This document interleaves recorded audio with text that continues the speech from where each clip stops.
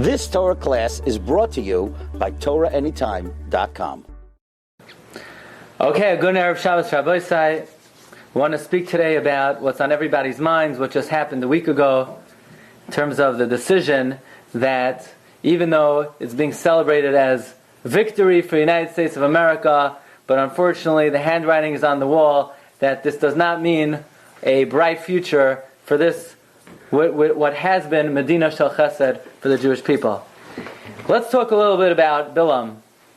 Bilaam was not a moral man, to say the very least. If there is one human being that we could say is the most degenerate human being in the history of planet Earth, I think Bilaam would definitely win that award. We would give him a plaque. He could put it up in his study, over his Svarim Shrank, where he kept all his books of witchcraft. It would say the most depraved man in the history of the world. Well, first of all, you say, why give him that distinction? Well, first of all, we know he's Ben Ba'ar, and the Gemara says in Sanhedrin on Daf Kuf Hey, what does it mean, Ben Ba'ar? Shaba al Ba'ir. He lived with his donkey. Of all animals, it's bad enough, he lived with his donkey. So you say, that's it? That's pretty bad, but you're going to say he's the most depraved man in the history of the world? Well, for that award, we could rightfully give it to him based on what it says in Pirkei Avos. It says, Kami sheyesh bai shlosh dvarim halalu, harei zeh mitalmidav shel Bilaam harasha. If you have one of these three character traits, you have made it to consider yourself a worthy disciple of Bilaam, and one of them is nefesh rechava. Nefesh rechava. What is a nefesh rechava? Says the Rambam, a nefesh rechava is a bal taiva. A bal taiva. Somebody who is immersed and entrenched in physical desire. That is what a nefesh rechava is. And says the Rambam, how do I know that Bilaam was such a bal taiva? Says the Rambam, very simple. Because if Bilaam was not a nefesh rechava par excellence, if he was not depraved and degenerate to the nth degree, then he never would have been able to give advice to Balak to be mafker, to make all of the daughters of Moab, all the women of Moab, go out and be mezaneh openly with the Jewish people. Who gave that advice? Who came up with that chachma? Whose plan was that? That was the plan of Bilaam. Why? Only a corrupt, evil, degenerate, depraved mind could ever come up with a plan like that. So, I think we have successfully proven that Bilaam certainly was no wholesome individual. He was a depraved, disgusting, degenerate man. And yet, in this week's Parsha, after trying 2 times to curse the Jewish people, and it was not successful, he decided to use his most venomous plot ever.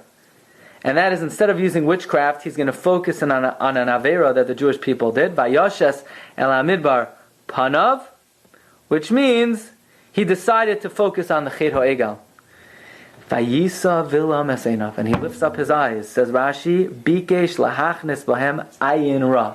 That evil eye, Bilaam was going to shoot it into the Jewish people, give them his most powerful curse ever. And what happened? God did not intervene like the previous 2 times. Vayisa Bilaam es einav, he lifts up his eyes. Vayares Yisrael shoichein l'shvatav. He sees Klal Yisrael encamped by their shvatim. Vatehi olav ruach Elokim. And instead of cursing Klal Yisrael, Ruach HaKodesh descended on him. Says Rashi, that means Allah beliba shalom yikalalam. He decided on his own not to curse us. Wow.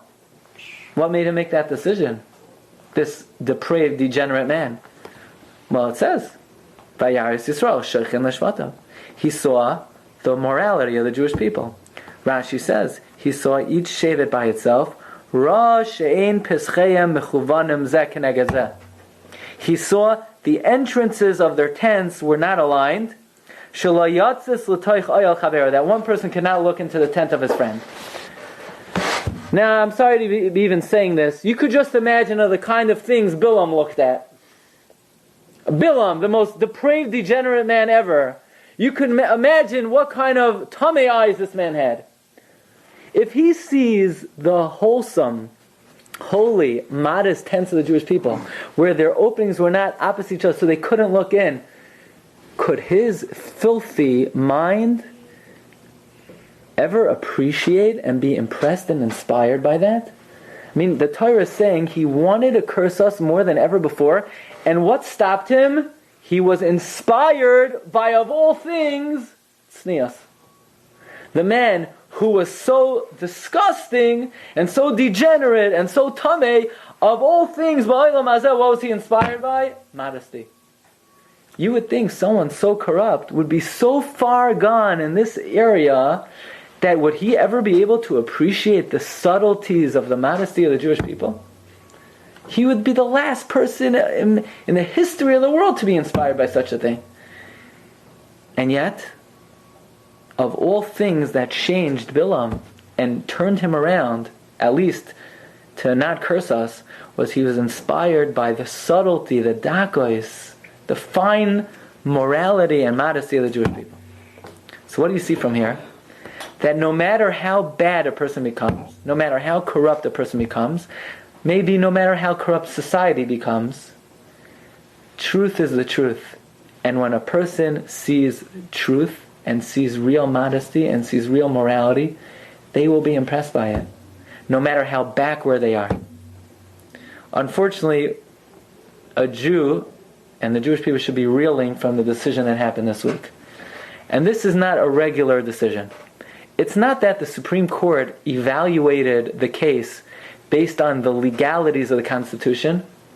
This is a situation where all the experts say the norms of society and the desires of society twisted the judicial system to go along with what society wants and what popular culture wants and what the media wants.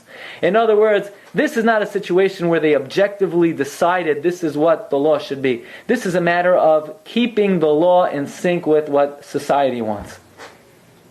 And unfortunately, this was the desire of the society that we live in. Now, are we to blame? It's hard to say we are to blame. But one thing is for sure. If the Jewish people would conduct themselves on the highest level of modesty and morality, there is no question that it would inspire and change the nations of the world. You say that's impossible. They're so corrupt. They're so far gone. They're so degenerate. They're so depraved. Would they even begin to appreciate the way a Jew dresses, the way a Jew guards their eyes? And the answer is, yes, they would. How could that be? That's what we see from Bilaam. The most degenerate and depraved man in the history of the world changed his course of action because his heart was inspired when he saw the subtlety of modesty of the Jewish people.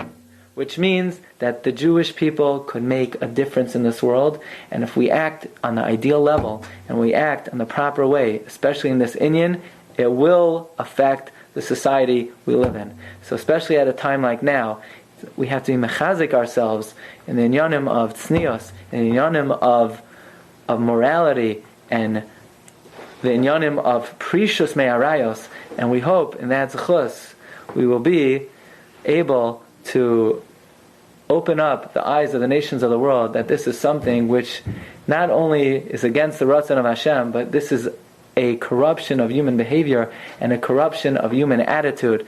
And it is only Klal Yisrael, who are the ambassadors of Rebbeinu Shalom in this world, can bring, and hopefully we will, bring this message to the entire world until the great day comes. Ad v'yaskal tzedek meher v'yameinu amen. You've just experienced another Torah class brought to you by TorahAnytime.com.